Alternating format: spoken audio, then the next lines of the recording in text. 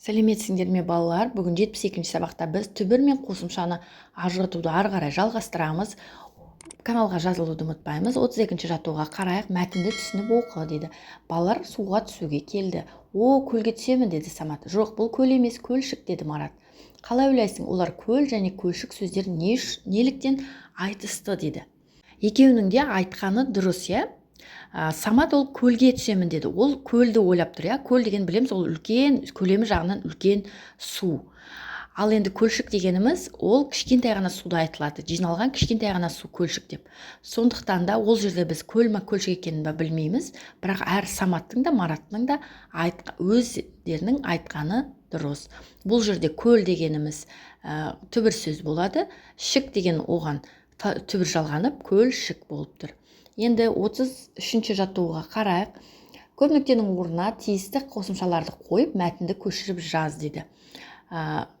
Қараңдар, мектепте шахмат үйірмесі бар. Біз сол үйірмеге қатысамыз. Біз шахматтан болған жарыста бірінші орын алдық деп жазамыз. Яғни мектеп деген түбір сөз, оған те деген қосымша жалғанып тұр, және де үйірмеге дегендегі үйірме деген сөз, ол түбір сөз болады, оған ге деген қосымша жалғанып тұр.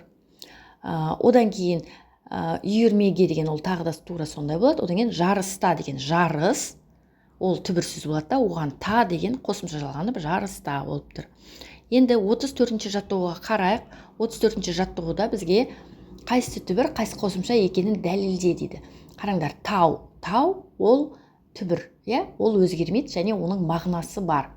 Теңіз, ол да түбір сөз, мағынасы бар. Су, ол да мағынасы бар сөз.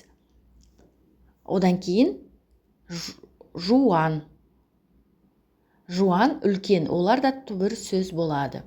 Енді оларға жағылатын қосымшалар дық, тік, шы, лар, дер, дай, дей. Бұларда ешқандай да мағына жоқ. Олар түбір сөзге қосылғанда ғана олардың мағынасы болады. Сондықтан бұлар қосымша болады. Мысалы, таудай, теңіздей, сулар деп айтуға болады. Енді 35-ші жаттығуда бұлттарды буындар мен сөздерден жұмбақ құрастырып жаз, шешуін тап деді. Балалар, бір түстегі бұлттарды бір-біріне жалғаймыз. Бірінші бұлтта ол түбір сөз тұрады, екінші бұлтта оның қосымшасы тұрады. Яғни қараңдар, көк бұлтта доп, т деп тұр, доп, түбір сөз. Алып, қолға, дәл, түсірген, торға. Яғни бізде мынандай жұмбақ шықты. Допты алып қолға, дәл түсірген торға. Яғни торға тура дәл түсіреді дейді допты. Ол қандай жұмбақ болуы мүмкін? Ол әрине баскетболшы болады. Баскетболшыларды білесіңдер. Ол ана домалақ болып тұрған торға допты түсіретін адам, спортшы. Осыны жазып аламыз. Балалар, бүгінгі сабағымыз осымен аяқталды. Жаңа сабақтарда кездескенше сау болыңдар.